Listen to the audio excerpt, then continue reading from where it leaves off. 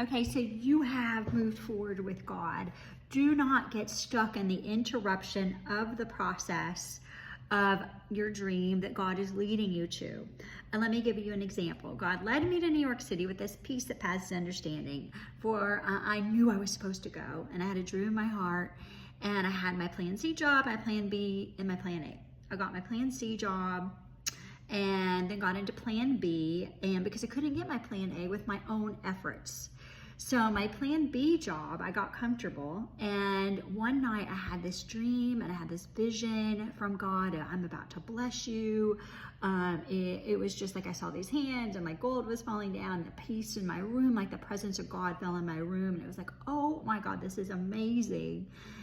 And that weekend I went away for a trip, and I get back to work on my plan B job. And they fire me.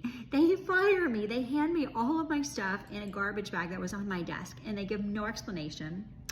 And I am freaking out because I've only been in New York for a year, and I don't have my family there. And I just, ruffled around just to get a job, just to like survive and pay my bills. So I took this job, which was so horrible. They stuck me like back behind the bathroom in a cubicle, like it just smelled.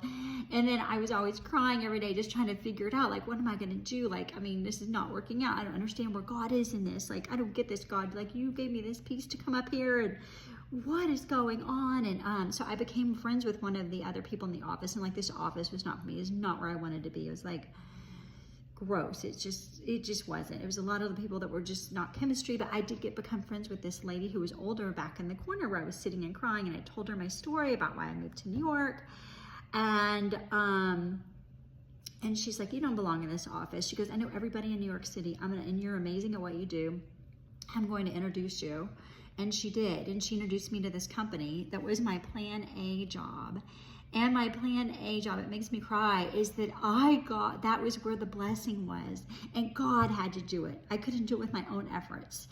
And so he took my money and he I can't even tell you, it was like 100 times more than I ever imagined that I would ever make. It raised my bar of what I could do and what I was capable of.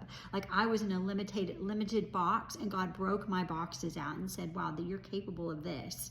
And he blessed me over and above more than I can imagine. But guess what? I would have missed out on that blessing if I would have gone home, if I would have gone back to Texas and stopped the dream, stay in fear, or just stay in that job and uncomfortable, which a lot of people do. They stay in an uncomfortable situation because of fear.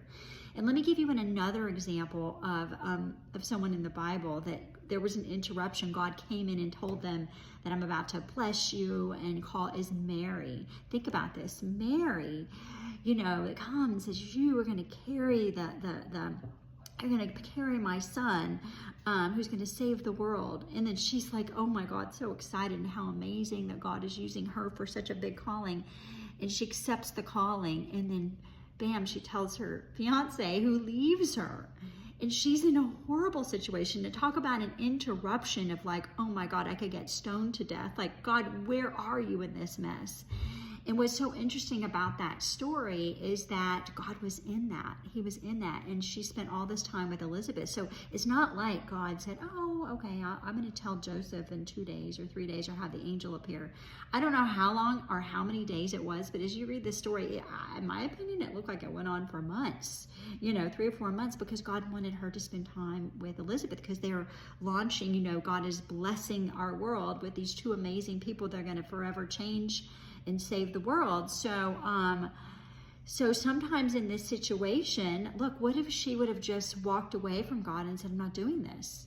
She would have missed out on this huge blessing. So my message is to you, that if you have stepped out and you feel like, I didn't hear God, or that God is messy. I mean, it's not, things don't go perfect. The wheels fall off, but you have to stay on the path of what God has called you and keep moving forward, and don't give up. Do not give up on the dream that God's put in your heart if all the wheels have fallen off, because sometimes that's in the weaving of the story. Because in my plan C job, God was depositing stuff in me. It was in a creative, I do executive recruiting. It was in fashion.